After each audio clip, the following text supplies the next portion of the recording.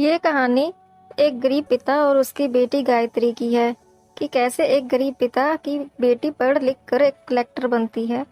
एक दिन पिता अपनी बेटी के साथ शहर के एक बहुत महंगे होटल में पहुंचे।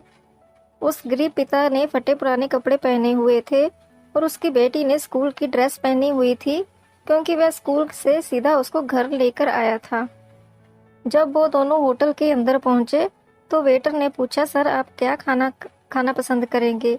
आपका ऑर्डर बता दीजिए। उस बेटी के पिता ने कहा, मेरी बेटी के लिए एक प्लेट पाव भाजी लेकर आइए।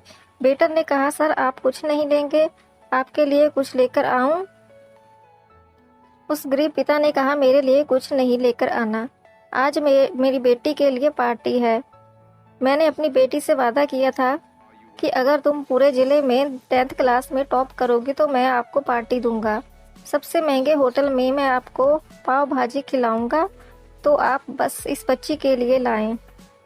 यह बात जब वेटर ने सुनी तो वह दौड़ते हुए अपने होटल के मैनेजर के पास पहुंचा और मैनेजर से कहा कि मेरी आपसे एक छोटी सी रिक्वेस्ट है कि आप मेरी सैलरी में से पैसे काट लेना, लेकिन आज मैं चाहता हूं जो बच्ची उस टेबल पर बैठी है अपने पिता के साथ, उसके पिता को भी एक प्लेट पाव भाजी खिलाई जाए। उस बच्ची ने पूरे जिले में टॉप किया है।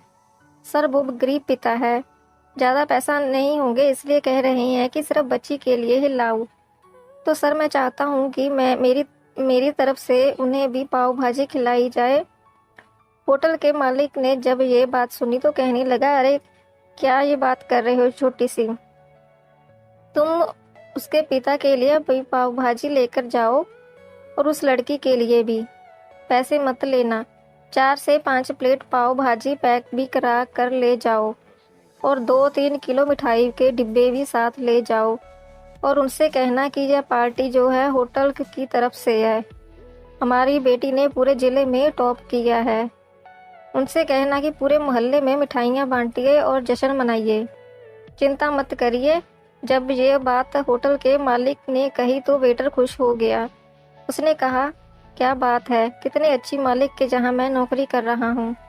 जब वेटर 4 से 5 प्लेट पाव भाजी लेकर पहुंचा तो ये देखकर लड़की के पिता चौंक गए और बोले, मैंने तो सिर्फ 1 प्लेट ही पाव भाजी मंगाई थी, इन सबको लेने के लिए मेरे पास पैसे नहीं हैं। वेटर ने कहा, क्या सर, शर्मिंदा मत कीजिए, ये हमारी तरफ से है। ये बेटी आपकी नहीं, हमारी बेटी है जिसने पूरे जिले में टॉप किया है। यह मिठाई के डब्बे और 4-5 प्लेट पाव भाजी पैक कर दी है, आप इन्हें लेकर जाइए और जश्न मनाइए। पिता और पुत्री खुश होकर वहां से चले गए। कई साल बीत गए और उस बेटी ने इतने साल कड़ी मेहनत की और यूपीएससी की तैयारी करके कलेक्टर बन गई। किस्मत थी ऊपर वाले की, या कहा जा सकता है कि करिश्मा था ऊपर वाले का।